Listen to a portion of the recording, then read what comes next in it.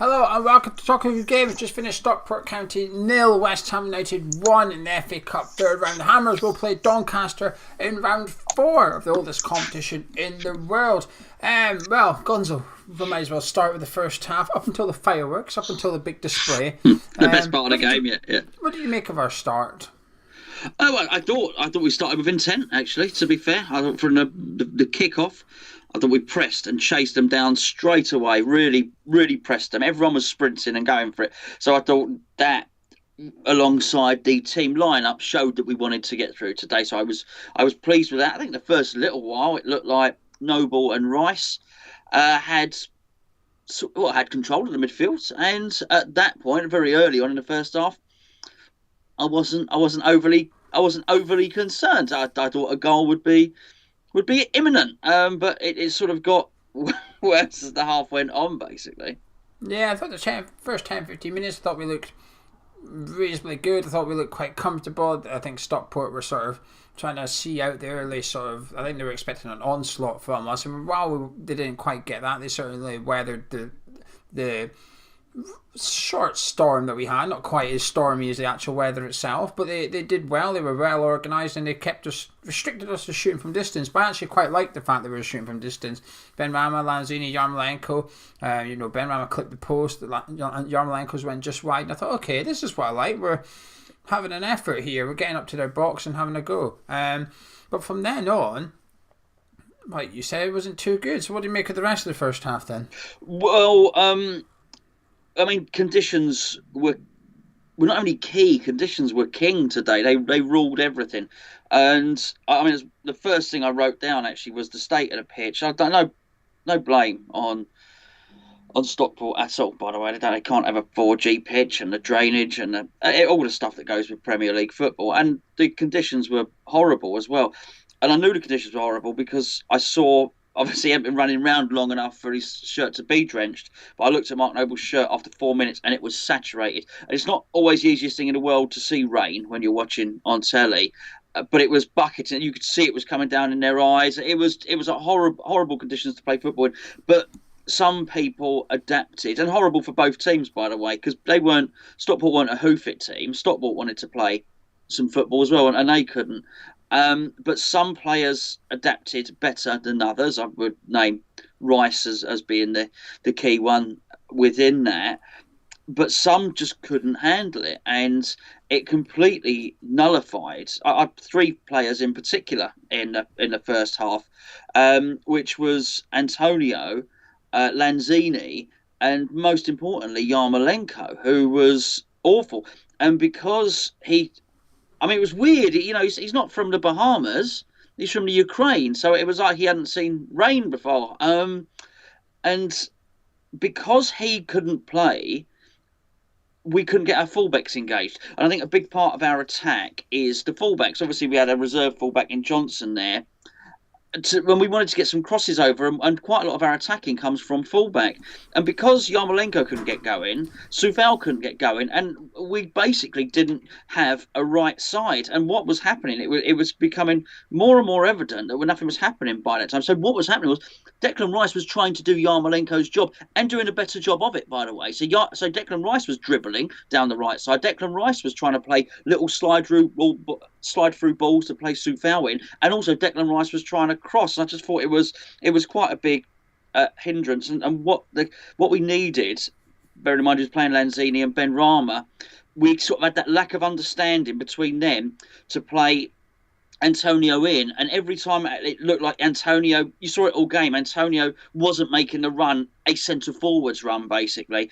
So I think Lanzini and Benrahma were both expecting Antonio to do certain things, and he wasn't doing them, and he was really struggling to control the ball. Yeah, I think the pitch made it a bit of a leveller out there tonight. They certainly shrunk the golfing quality, if you like, and it suited them a bit more than it suited us. But, Rice seemed to sort of adapt pretty quickly, Declan, and I think Mark Noble did to an extent as well. That Mark Noble was okay with it.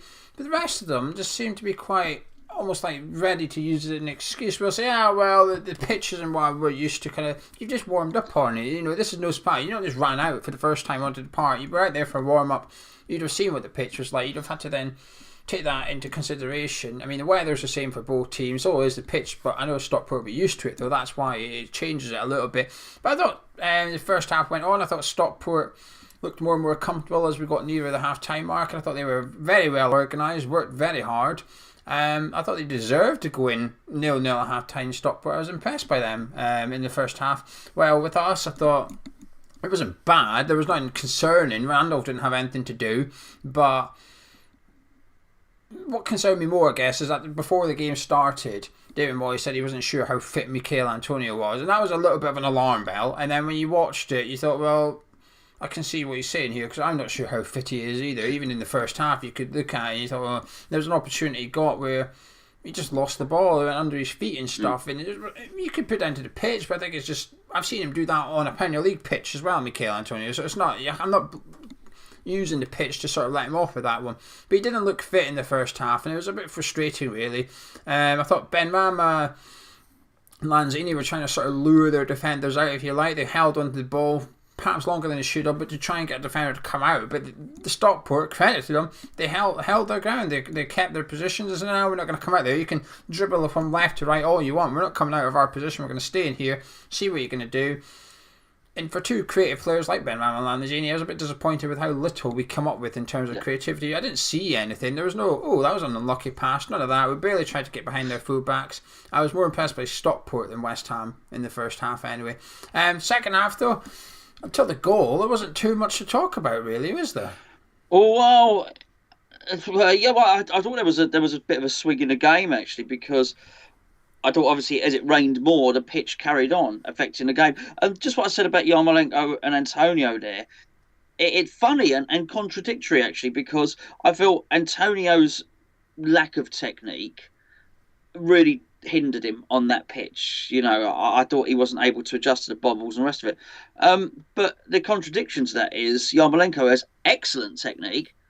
That should sort of help him a little bit, but it didn't seem to. And I'm not talking about necessarily going on long dribbles, because what you just alluded to with Benrahma and Lanzini there, I felt it was taking a long time, but the ball was stuck and they couldn't carry it with them, which that was the leveller. The leveller was in that first 5 yards where they can flick the ball and be sharp.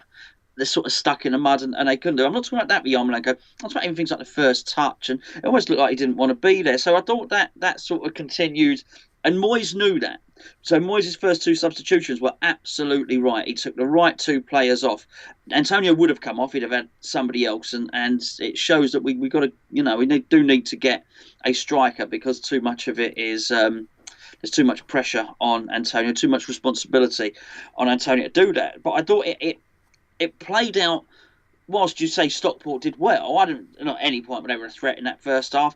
And then it got to 65 minutes, and then Stockport started having a go. And Stockport started getting at us, and I felt that Rice and Noble, who had been good up to that, and look, Rice was good all game, even right up until the end. But as they stopped dominating the midfield, then Stockport were able to sort of get at us a little bit. And I thought 65 minutes, so it was the first time really in the game. Well, because I think they had sort of 3 attacks within 5 minutes. Well, this team can score here.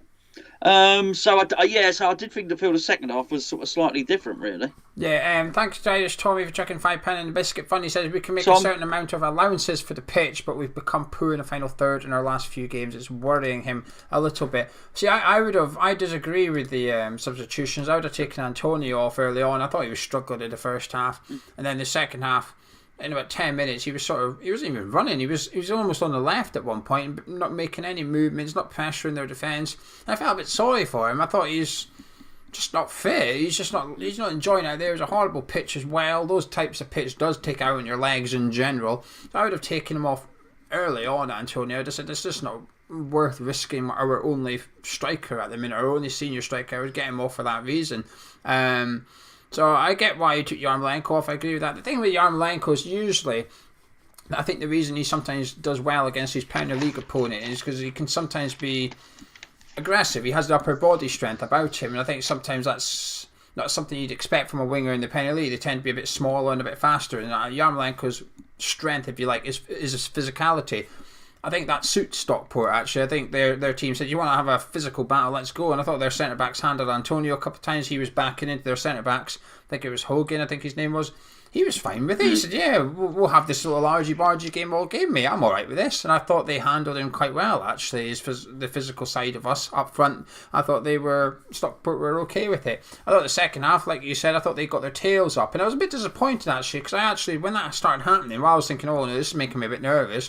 But this is what we need. This is what West Ham need. We need them to come out and start attacking us so we can get the ball and go forward and there's a bit more room, but we failed to do that.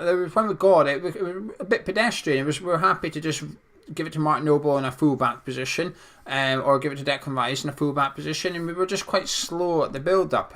And whatever room, the rare occasion they did give us space, we did absolutely nothing to expose it.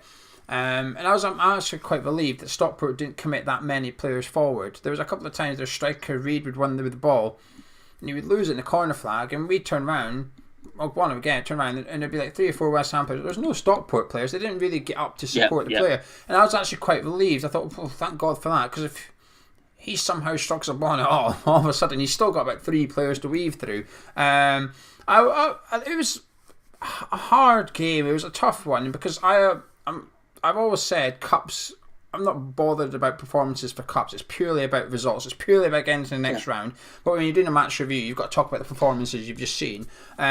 So first and foremost, I'm happy. But secondly, it's sort of like, it wasn't the best game. But we did make it 1-0. Gonzo, substitutions linking up down the corner, Bowen with the cross in, the first good cross all evening, really. I mean, there was a couple of other ones, but we weren't attacking on. The cross comes in, great header by Dawson, 1-0 West Ham, and nerves settled for 5 minutes or so. Yeah, but we'd showed our intent just before that as well, because Sue Foward had crossed for Souček, who headed just wide. But there was no coincidence then that the right side had started to function, because basically Bowen started playing as a right-sided player, which Yarmolenko, we really were playing with 10 men when he was on the pitch, and not all of those 10 men were very good because of the conditions. I mean, I'll talk about the goal in a second. Just in terms of 2 things were against us. Now, number one, we're not really a great team when teams sit back. We're the counter-attacking team, so I think that's a problem for West Ham anyway.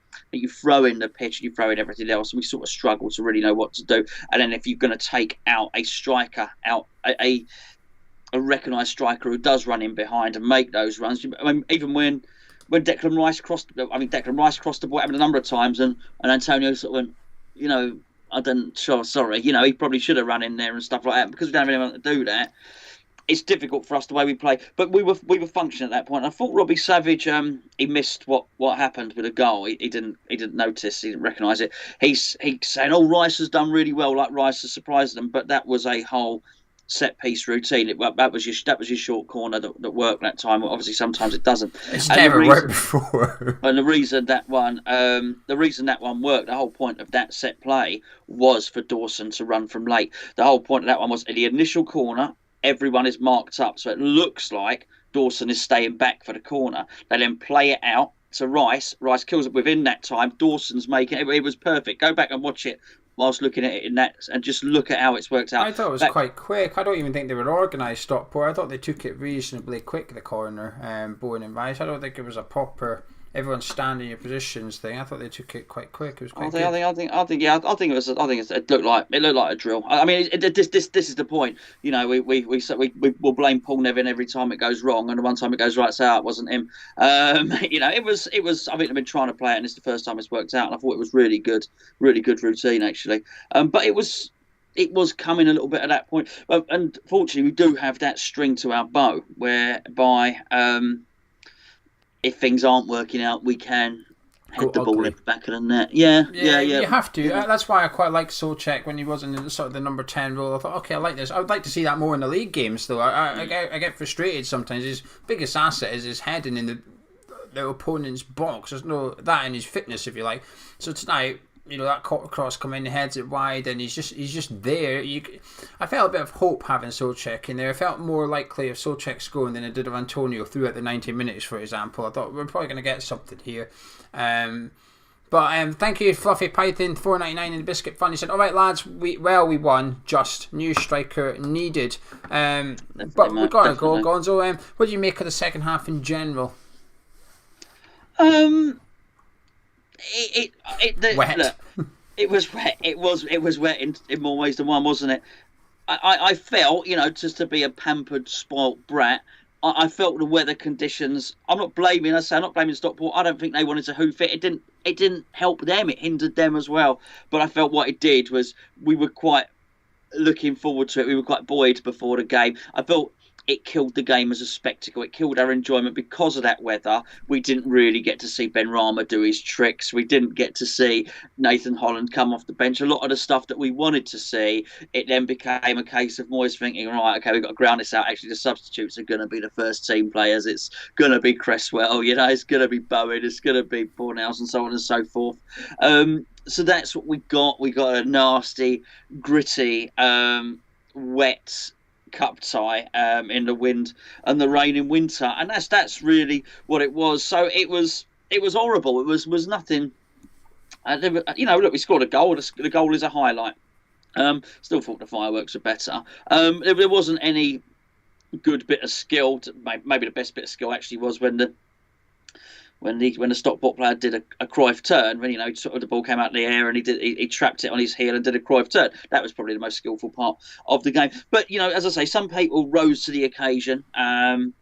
You like to think when we play those games, particularly in non-league, that Stockport come away from it and say, "Whoa, that's the best bunch of players we've ever played against." And I'm pretty sure that when they look at Declan Rice, they probably think, "Oh, well, yeah, he's really good." And probably Ogbonna, the striker Reed, he probably looks at Ogbonna and thinks, "Wow, you're really good." He was so experienced in the way he dealt with him, which would have been an education for, I don't know, old readers or whatever, but it would have been an education for him seeing the centre half at the top of his game, which Ogbonna undoubtedly is. But certainly we didn't have 11 players who gave off the aura of being top Premier League players. You were looking at 2 or 3, and Nick Noble for the first half hour looked commanding as well. Yeah, I think the second half was one of those ugly games, and like I said, Cup is all about results for me. So I'm actually quite happy tonight, to be honest with you, because the longer the game went on, I actually got a little bit more worried that we were going to lose that. It looks like Gonzo's disappeared. Hopefully he's back now. Gonzo's back. He's back. He's all right. He's unfrozen. But yeah, the more I thought it was you that went. I stayed in. Yeah, the more the second half went on, I was getting worried that they were going to score and stuff. And a year ago, 2 years ago, 3 years ago, I think we might have conceded, actually. I think we might have lost that game as that game went on, that game rumbled on and stuff. But, so it's like, in a way, it's like a credit to the team that they can grind these out. We've seen Premier League clubs this weekend do worse than us. Leeds have gone out. Brighton went to penalties against Newport and stuff. I think it would have been a different game if it was a home one on our pitch. And I'm not taking the weather into consideration, because I think the weather's the same for both teams and stuff like that. That's playing in the rain is nothing unusual, regardless of what level you're at. But the pitch, its quality itself is a little bit different. And I think if we played at London Stadium, I think Doncaster is going to be a different, a better standard of team. But I think it'll be easier for us because we're playing on our surface, the nice surface, and the skillful players will be able to do the skillful stuff and stuff like that. So I'm pleased we've come through it, and it was good to see us adapt a little bit. We tried to play football, if you like, in the first hour or something, and we couldn't do it. So we thought, right, let's just get Solcheck on and start playing a little bit ugly and get this tie won, and that's what we've done. And I think Stockport were really good opponents for us. It was a really good game. Season neutral, that's the type of game I would love. I love stuff about this, the FA Cup, Premier League club, going to a ground where the pitch is boggy, the weather's against them. I like stuff like that. That's part of the reason I like the FA Cup. I don't like it was my team struggling, but that's what I like. I like that. I like it. It was a boring game. It wasn't the most fun game, but it's an important win. We're getting to the next round. That's what it's all about. You ready to discuss some individual players? Yeah, well, yeah, I think I already have. But yeah, it's a tough one. Okay, I'll ask you about one. Go on, mate. Said Benrahma. I felt he tried, but he didn't adapt. Look, we get a lot. I'm going to say something here. It'll probably make me quite unpopular, but I'm going to say it anyway because I am. We sometimes, quite often, get comments on the videos and people say Said Benrahma is West Ham's best player. He's not. All right? He's not. Declan Rice is West Ham's best player, and you saw it tonight. Okay? I I know that Benrahma is a very skillful player, Gio, a very, very skillful player. And I think we're going to see a lot from him. And if he'd have curled that one in, that early one, you may well find it being a very, very different evening. I think the conditions were such that we were not going to win 8-0, which is strange considering I put a bet on it. However, it would have been a slightly different one. Benrahma has an awful lot to offer. And he is not the biggest culprit today, by the way. I've named 3 players who are a lot worse than Benrahma. But I think David Moyes would probably agree, because David Moyes didn't take him off until very, very late. However, he didn't move the ball quickly enough. He should have worked out very early that the ball was getting stuck in puddles and muds and divots and stuff like that. And when you do that, you're not going to then be able to dribble it. You're not going to be able to lure people. You're not going to be able to lean that way and flick the ball the other, because the ball won't flick. The ball's got loads of mud on it and it's wet and it's going to get stuck. So what you've got to do is use your skill to control it quickly, first touch, and move it quickly. Get your head up, move back, and you've got to adjust the way you play. And he didn't adjust the way he played today, but he's not on his own. He's far from the worst culprit, and I do feel Lanzini was worse than him and should have been hooked. Any other players? I thought it was.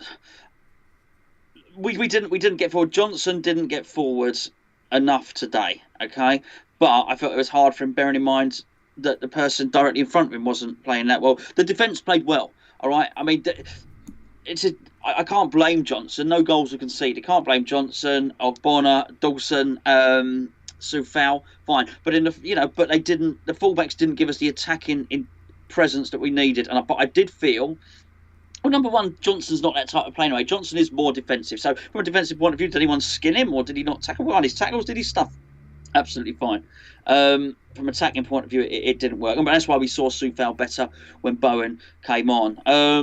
I do worry slightly about Yarmolenko, because that's it's a few poor performances from him now. But we won't see pitches like that every day. We really won't. And I feel it's the penalty instance as well, by the way. There's a couple of shouts penalty, one for us, one for them. Funny enough, I thought theirs was better than ours.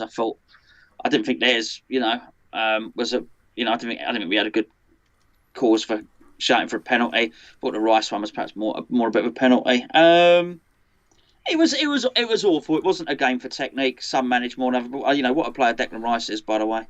Just he seemed to be able to dribble on that pitch. He seemed to be able to pass on that pitch. And I would actually, you talk about Benrahma, someone like Benrahma, I only mentioned him because you picked him out, should be looking at Declan Rice thinking, hold on a second, how come he can move the ball from one foot to another and stuff like that?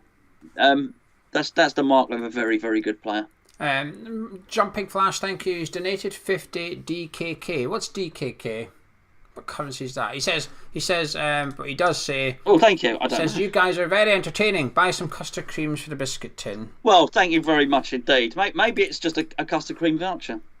I don't know. DKKN. We've got 50 DKK, whatever that is. Oh, beautiful. Sounds good, doesn't it? I like it. We'll have a bit of that. I know. I'm going to walk into the shop with it. Yeah, I'm way down Tesco. Custard creams. Well, how would you like to pay? 50 DKK, please. Absolutely. You didn't like me Scottish fiver. Take the DKKs. What do you mean you don't know what DKK is? Where are you from? Everyone knows. Everyone knows what DKKs are. Just take my DKK.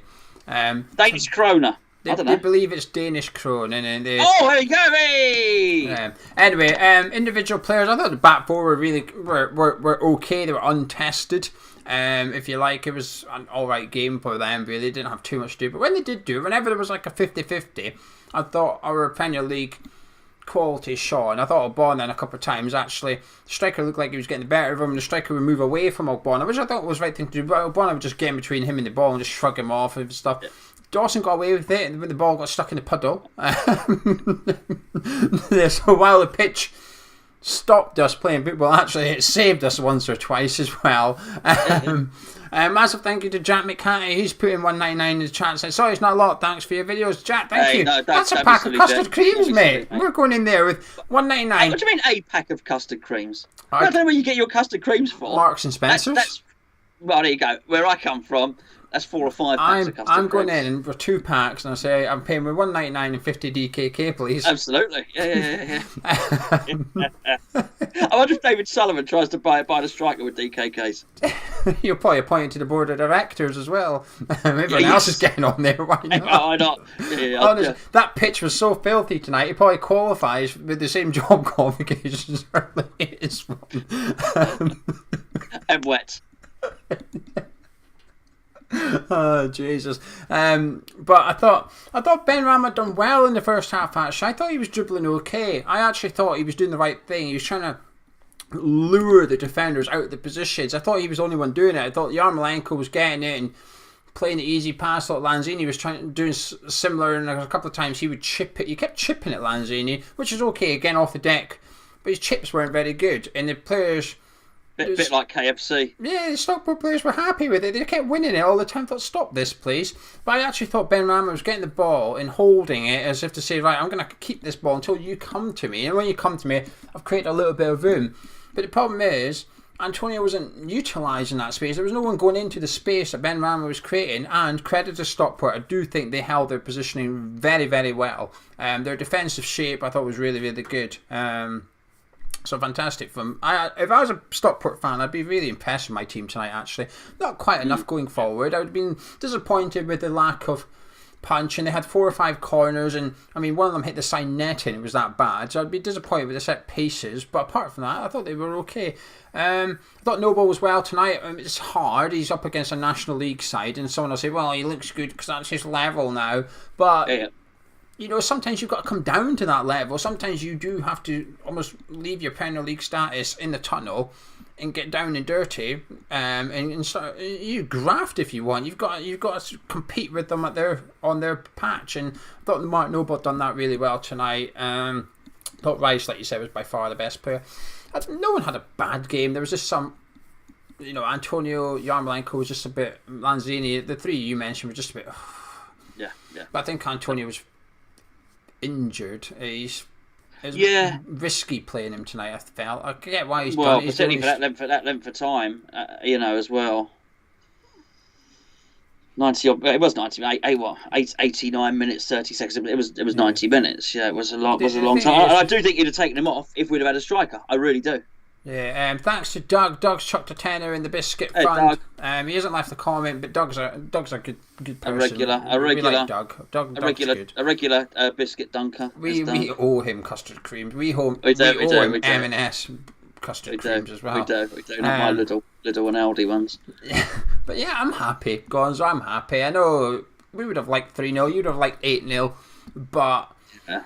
I'd be buying my own custard creams. However, I will say the one thing that does concern me off the back of this performance is our next 2 games are Burnley and West Brom, who are going to play a similar style to the way Stockport did, which is here's our defence, here's our midfield. What's you going to do about it? And tonight, we against a non-league side, our answer was we're not sure yet. Just give us a minute. And I'm a bit concerned. I know we're going to have Solchek and Bowen on the pitch, whereas we didn't tonight, but. It's the style of play that we played up against that style leaves me a little bit of concern going into the double header, particularly when Mikel Antonio is not fit enough tonight. He's reasonably fit. We've now got 2 games in the space of 4 days with Antonio, and it concerns me a little bit. Can I get your final words, please, Gonzo, on your man of match? Although I think we're picking the same one. Yeah. Look, Declan Rice, man of the match, for obvious reasons. Final words, nothing that I can add. Geo, it's a tough one. Sometimes we have easy things to give reviews on. Sometimes that was a boring, wet, horrible game. We got through. That's the main thing. There's no one to be angry or annoyed with, by the way. After all that, do you know what I mean? I'm not. The only reason I say that, I don't know, because I know after things like that, people get annoyed and they get angry if it's not the performance they wanted. We're through. And I've been to enough games, enough cup games, and seen us not go through to think, okay, well, we'll take that. But I'll tell you what, Gio, that is exactly why you do not play the youngsters from the start. For all the people that say, no, it's just a conference team, we've got to rest Declan Rice and we've got to rest Ogbonna and all those things that were said, that's why you don't. That's why you take it seriously. I'm just a bit gutted that we weren't able to use tonight. Tonight was an opportunity, should we have done well enough, to get a couple of youngsters on the pitch. We saw Meepo with 2 minutes to go. I mean, been better off not bothering bringing him on, in all honesty. But he got on the pitch, and I would have liked to have seen him a bit earlier. I do think he should have come on earlier. Antonio shouldn't have played that long. So there's a slight, not wasted opportunity, but it's a missed opportunity, if you want. We weren't good. We were okay. We weren't bad. The game was boring. The pitch was awful. The weather was awful. And there was a lovely tribute with the fireworks as well to the young lad that is struggling in hostels. Hopefully he makes it and stuff. But it's just, we're in the next round. That's all the cup matter. That's all it's about for the cup for me. Declan Rice is the man of the match for me as well. I thought he was the only player that really said, lads, we are the Premier League team here, let's show it. I thought the rest of them didn't really do that. I thought he'd done that. I thought he sort of, at one point he ran down halfway down the pitch and tried to flick it in and stuff, and I felt a bit sorry for him. He must be thinking, no one else ever going to do this. But we're in the next round, Gonzo. Doncaster awaits in round 4 of the FA Cup. But before Looking forward to it. We've got Burnley in the Premier League, so I shall see you during the week for a little preview of the Burnley game. Yeah, looking forward to that. So, if you've enjoyed this video, please drop a like on it. Subscribe if you're new around here. Thank you to everybody who's popped a few quid in the biscuit tin, even if it is DKK. And we'll get some custard creams for that currency. Gonzo, I'll catch you in a bit. You will.